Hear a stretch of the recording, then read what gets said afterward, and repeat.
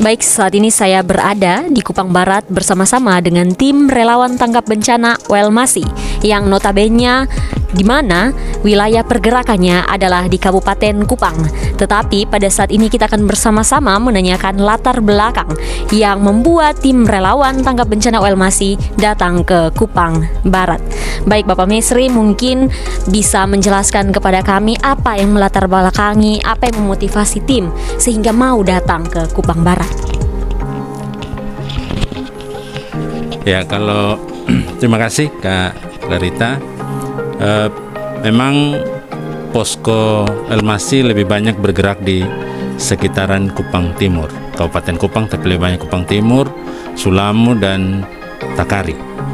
Tapi kemudian berdasarkan komunikasi dengan Bapak Ketua Klasis Kupang Barat, kami mendapatkan informasi bahwa kondisi di Kupang Barat pun perlu kita perhatikan.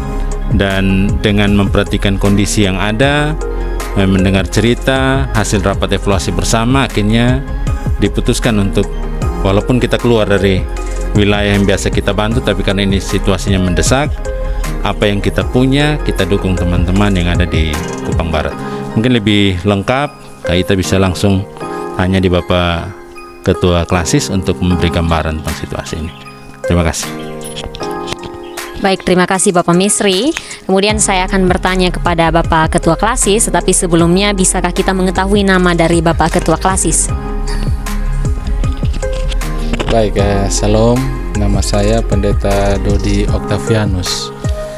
Kebetulan saya Ketua Klasis Kupang Barat periode 2019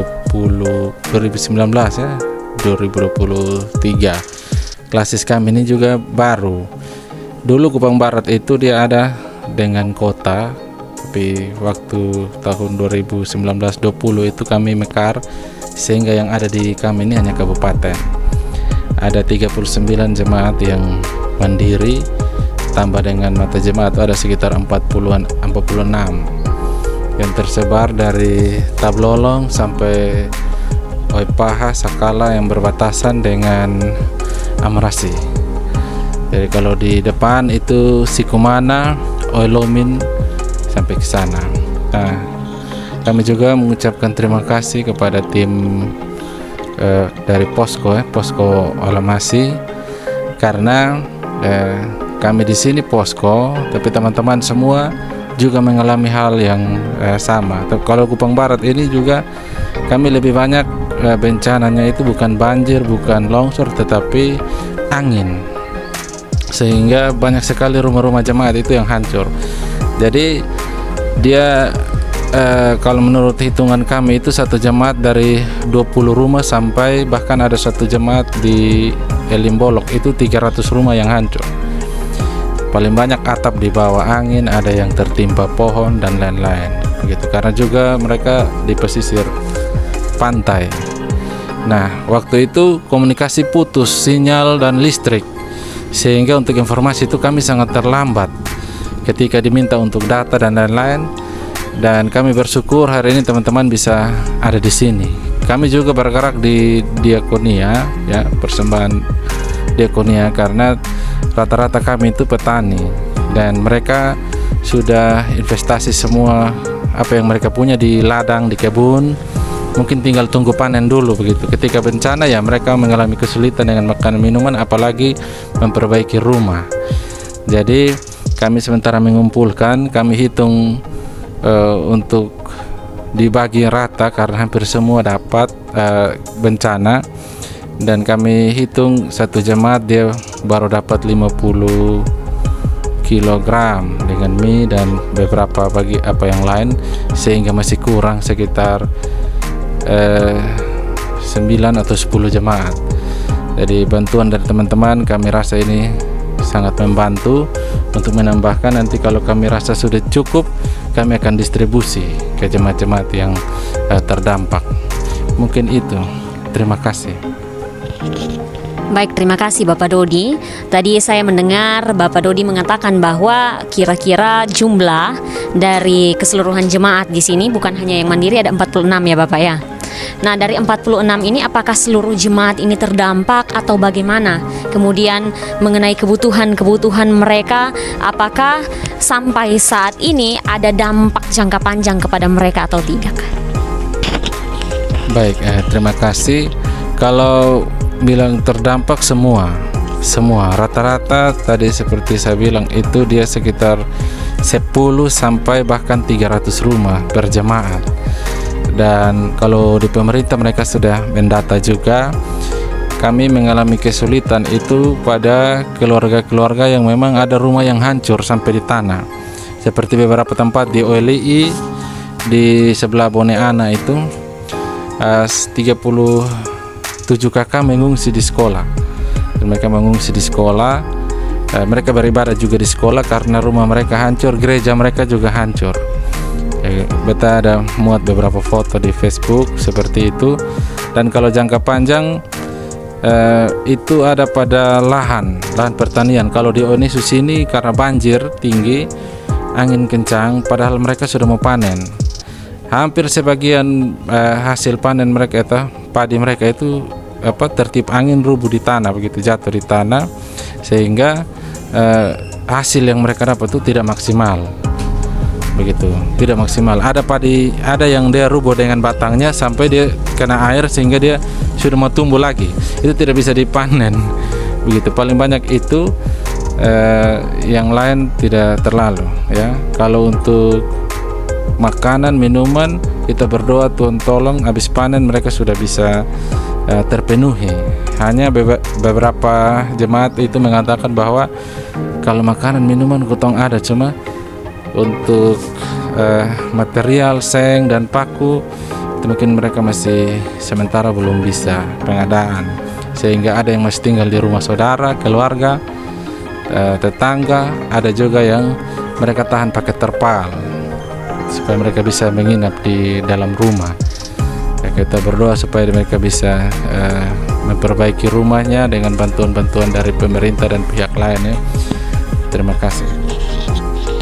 Baik, bisa saya katakan bahwa peristiwa yang terjadi di Kupang Barat ini sangat-sangat mempengaruhi keadaan jemaat yang ada di tempat ini ya Bapak ya, Bapak Misri.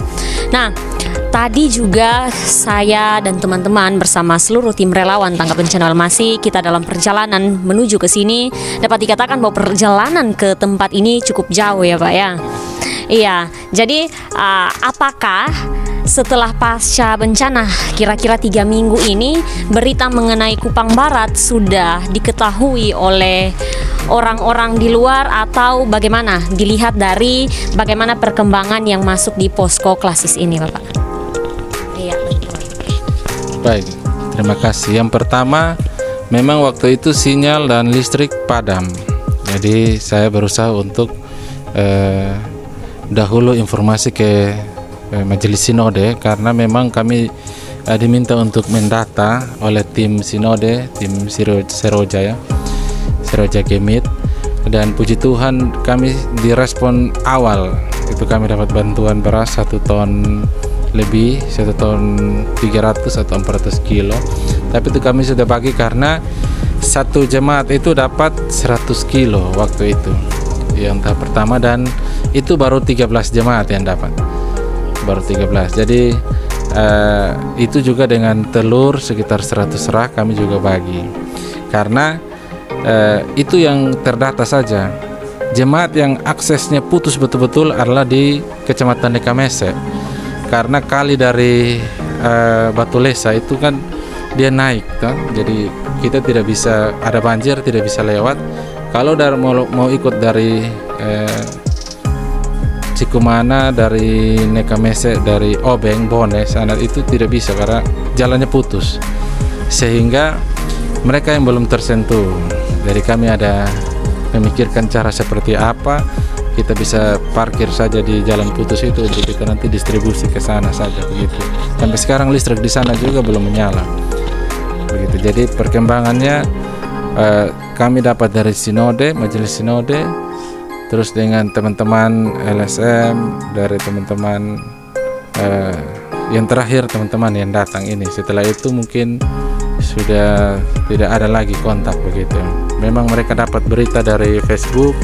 Kami biasa posting di Facebook Klasis Kupang Barat juga, dan berita terus kami sebar teman-teman, karena sekarang listrik sudah menyala juga dan sinyal sudah bagus, jadi mungkin seperti itu.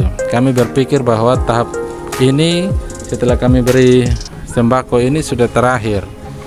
Kami akan bergerak lagi di seng atau paku.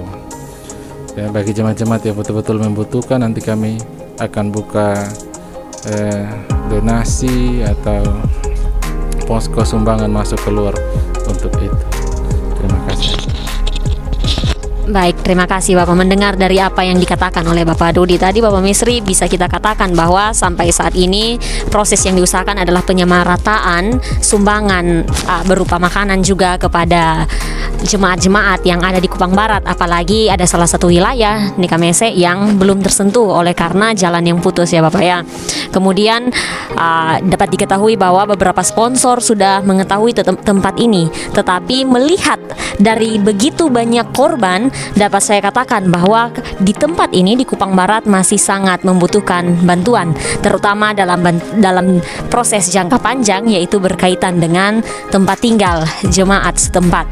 Baik, mungkin seperti itu saja dari saya. Apakah dari Bapak Misri ada tambahan?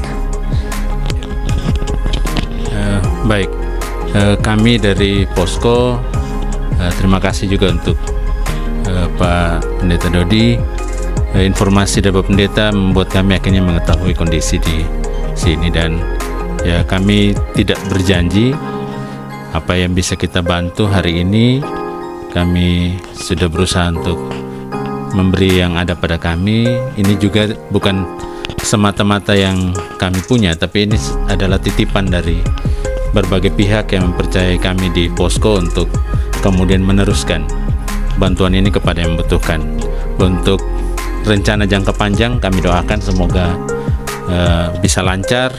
Mungkin salah satu yang bisa dilakukan Pak Pendeta, jika mungkin bisa diorganisir tukang-tukang lokal, sehingga ketika mereka siap, kalau ada dukungan berupa seng ataupun paku, barang-barang itu datang, maka akan dikerjakan secara gotong royong oleh tukang-tukang yang ada di lokasi masing-masing. Ini mungkin bisa menjadi juga himbauan untuk semua bersaudara di mana saja berada. Jika memang mau memberikan sumbangan berupa seng dan paku, bisa kemudian didistribusikan untuk kita bisa bantu meneruskan ke jemaat-jemaat yang membutuhkan. Karena sebagian besar lokasi memang sekarang lebih banyak membutuhkan untuk seng dan paku, sambil kita juga mungkin perlu memperhatikan kehidupan setelah bencana ini, apa yang akan dilakukan ke depan, ini juga menjadi salah satu perhatian. Mungkin itu saja, terima kasih. Baik, terima kasih atas informasinya Bapak Misri dan juga Bapak Dodi. Kami dari tim Relawan Tanggap Bencana Welmasi sangat berharap agar peristiwa yang terjadi di Kupang Barat dapat segera menemukan penyelesaiannya. Terima kasih, Tuhan Yesus memberkati. Salam.